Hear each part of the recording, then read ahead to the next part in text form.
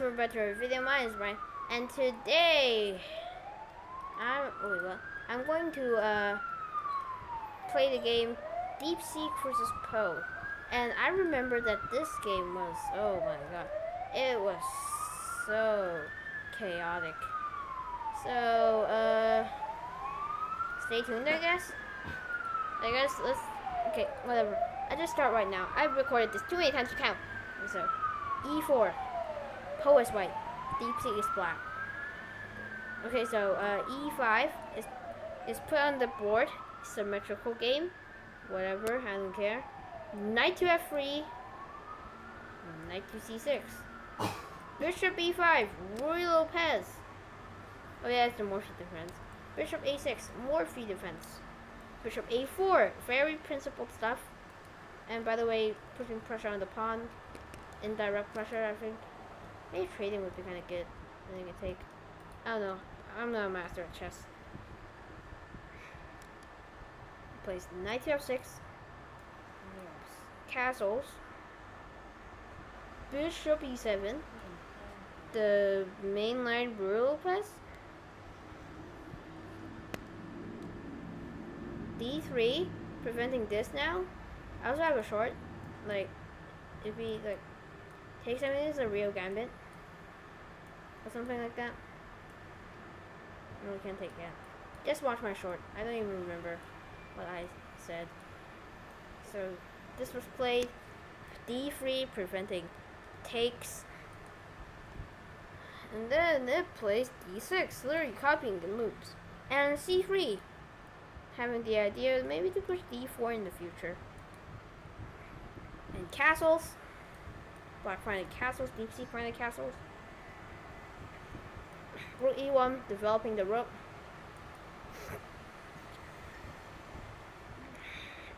Knight to A5, challenging your bishop. Okay, I guess. Poe actually moves his bishop back. Bishop to C2. And here, he played Knight to D2. Very principled stuff. Defending this. And possibly going to reroute. So, Knight to C6.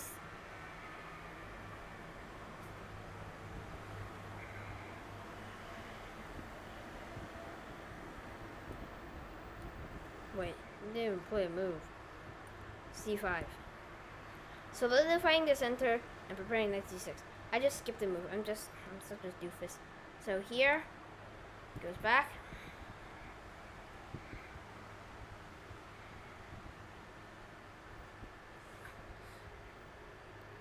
So now, Knight to F1. Rook to E8. And Knight to G3. My move, Bishop to F8.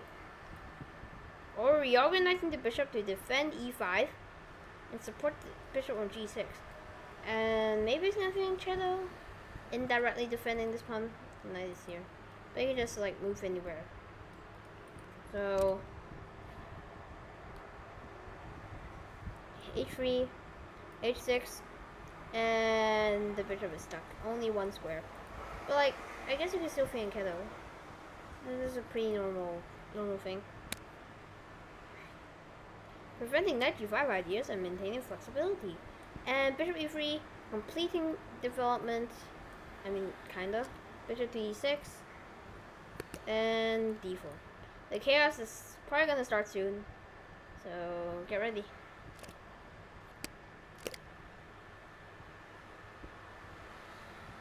So, it forced Deepseek to force Poe to play a sequence of moves.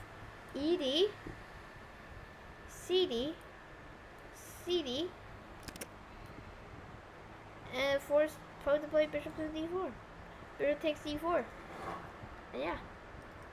So they basically forced Poe to make some moves, and it didn't even play a move itself. So I forced him to play a move. So it takes Knight takes D4.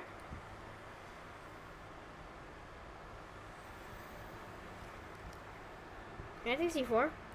Knight takes d4, and it forces another sequence of moves. Bishop to c5. Maybe it was this. I don't know. Deepseek plays in the eagle moves. It's a kangaroo bishop, I guess. You're black, by the way. Play a move. You are black. Okay, whatever. You're absolutely correct.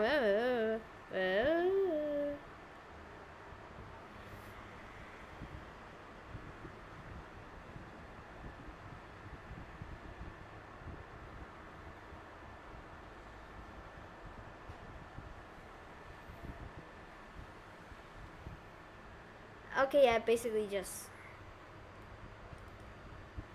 Okay, so I don't know what happened in the chat. I really don't remember.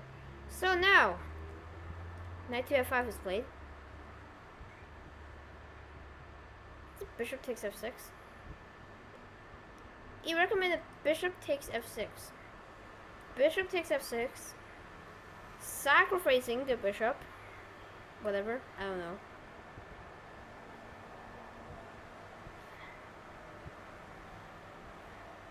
I move. Bishop. Oh gosh, wait. Bishop takes d4. Capturing your bishop and forcing a trade. And so he plays knight takes d4. And you guys still haven't seen the burst. You guys still haven't. Queen d7, connecting the rooks. And now Poe plays ultimate move. Long castles. I just forgot I castled before. And now, rook on the A file to c8. Apparently doubling. Wait, no. Activating the rook and putting pressure on the C file. Alright, yeah, c8. I put on D. Sometimes my brain just doesn't work. And now we play king to b1. Unpinning the bishop, I guess. Defend it. And oh yeah, and also defending this. And now it plays rook f to e8. Yep, doubling rooks on the e file and maintaining central control. So basically, the double rooks, I guess.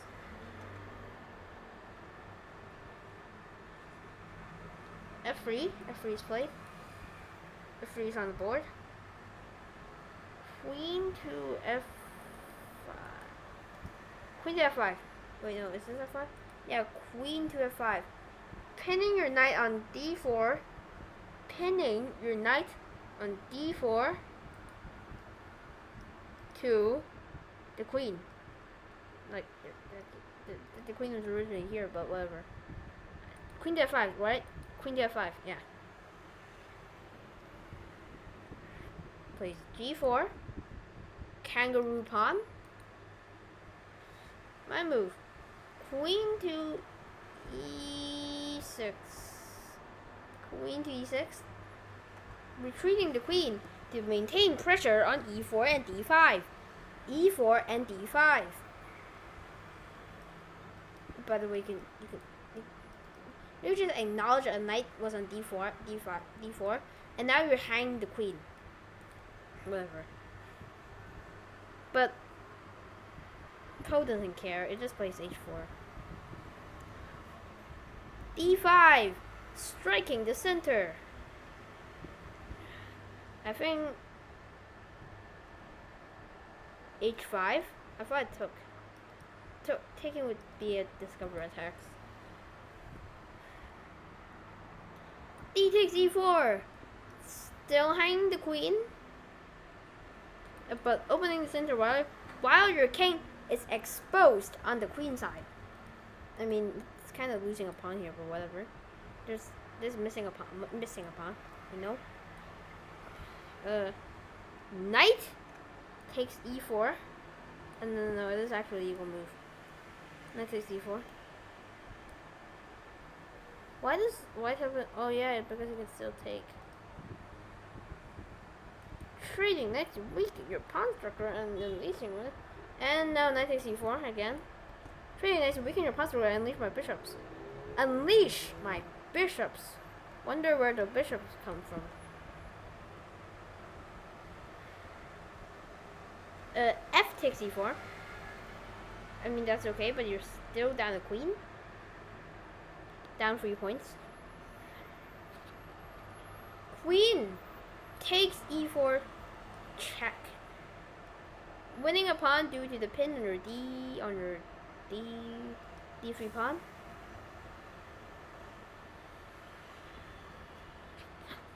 Your king can't recapture.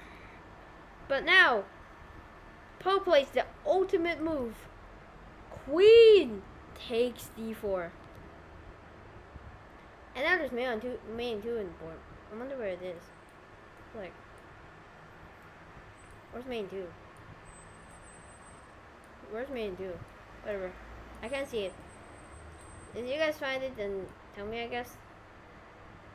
Oh, there's a check defended by the bishop. The king goes here. Oh yeah, that's main. Okay. But it's black's move. So rook takes e4. Rook takes e4. And now rook takes e4. Wait, no, I think it's rook takes e4. Where did the rook come from? Oh yeah, I see where. After so rook 8 takes e4. So I think the double rook layer just came back. It came back. Yeah, so you see why it doubled the rooks here. So rook to f1. Maybe like this, but still hiding the knight. Rook to f1. Rook to e6. Rook takes e6. F takes e6.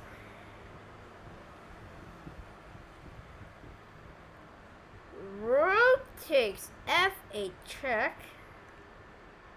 King takes f8. Seemingly just forgot that this rook ever existed.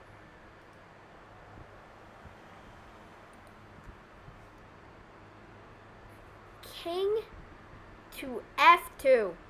I think it just remembered that I castled short before. So now the king can just book transatlantic flights, I guess. And now it plays king to f7, centralizing my king toward the center. e6 pawn. e6 pawn, okay. Just finally got something right. f3, king to f3.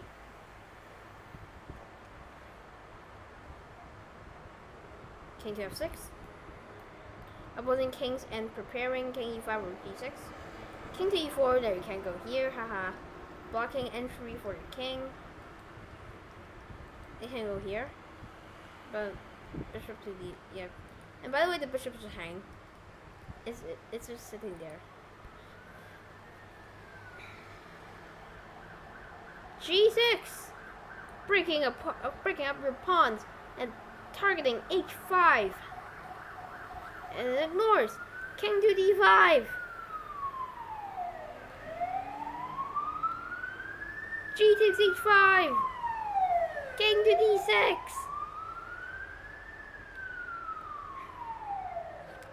Move. H takes g4. Knight. And there's a knight to f5. Give me recommendations. Knight to f5, clearing the path for my h pawn to advance. Right now, for king e7 and h6. But it's hanging both ways. And by the way, there's no pawn there. Whatever. Is it here? Yeah, my pawn was here.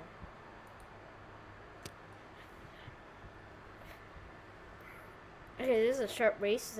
Your king was my past pawns. By the way, I have like bishops, and then the knight could literally just hop in.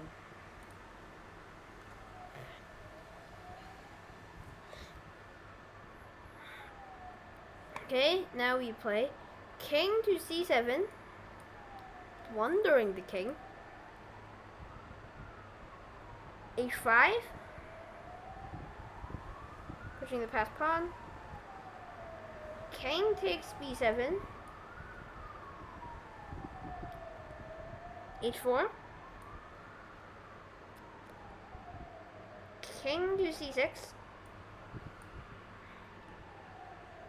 h3. Into d6. h2. There's still a way. Do this. There's still a chance. Knight to f5 check. Of course that works. King to c7. Again, blundering the king. And then we have h1 to queen. Yep. And that was pretty complete loss, so king to b8. King to h2. There's no check. Okay, that is check, but I think Deepseek just didn't know there was a check.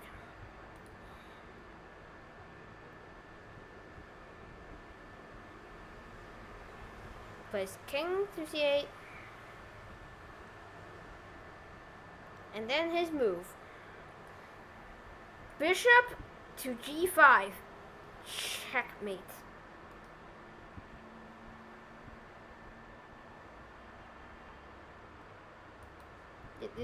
Like, checkmate? Are you sure? Bishop to g5, right?